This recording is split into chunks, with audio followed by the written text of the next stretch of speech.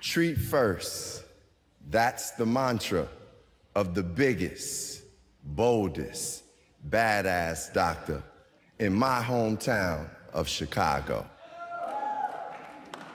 Dr. Daniel Ivankovich is an orthopedic surgeon who has seen it all.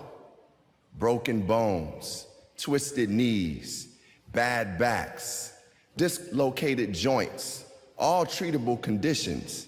But for those living in the roughest neighborhoods, treatment isn't easy. They don't have a lot of money. They're on Medicaid and they don't have insurance. So they're told to wait months. Sometimes years would go by while they lived in pain and their conditions worsened. Dr. Dan said, enough is enough, and co-founded the One Patient Global Health Initiative, which runs 3 clinics and performs more than 600 surgeries a year, many of them for free.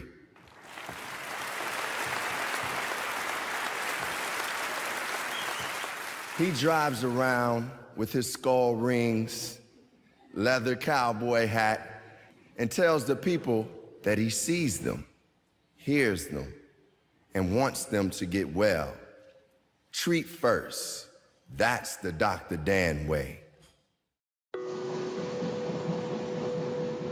I've been serving in these communities for the past 20 years. Jackson and Laramie is where one of our clinics used to be. We had to leave because over the course of a year, we witnessed 4 murders. It was like we were in the middle of a war zone. Can I get the smothered chicken too? This restaurant I've been coming to for years. It's the best food in this city. Thank you very much. You guys enjoy your meal. Have a beautiful day. Awesome. We're on the west side, and the west side is a rough side. Living in these communities with the threat of violence constantly in the air truly affects how people live their lives. But during my training, the trauma and the gang violence was never ending. Serving a large population of gangbangers. The problem is that you are constantly fixing the same people over and over again. You're basically putting a Band-Aid on a major problem. Many patients with knee arthritis, with bad backs, they kept getting put to the back of the line. How is it that the people that are doing bad things are getting the priority, and the people that are just good people that happen to be poor are being ignored by the system? Hey, what's going on, man? I just said, you know what? I need to take care of these people. Have a seat. How your knees are feeling? They feeling better. We want to try and buy you more time for your knees. So the knee replacement is going to be sort of the last thing when everything else fails. You will surely find a way before you start cutting, chop, suey. So you're not one of them. That's one thing I like coming to you. Because you are more entwined with us. I'll see you in a couple of weeks, okay? No. The goal is going to be to have these legs be parallel. We'll be good to go. Ricardo Garcia, to the left. 10 years ago, I was in a hit and run. I broke my back, broke my hip, shattered both legs. I was left for dead. I did not have health insurance at the time. I was told I had to leave the hospital. My legs were still broken, my knees were still broken. We call it treat 'em and street 'em. Nobody is offering them a definitive solution to their problem. Left knee's been great. The left knee's awesome. Even if I got to do a crazy incision, I always try to do one. I had about 8 doctors turn me away.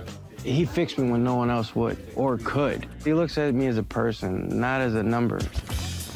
I don't see barriers. I see solutions. From the day I started, I saw that not all people were treated equally. There you go. People want to live and they want to love, they want to laugh. My goal for my patients is to just give them their life back. I want to be the battering ram to try and level the playing field.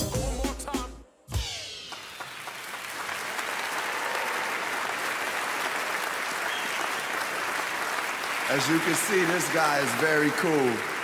Please join me in honoring CNN hero, Dr. Daniel Ivankovich.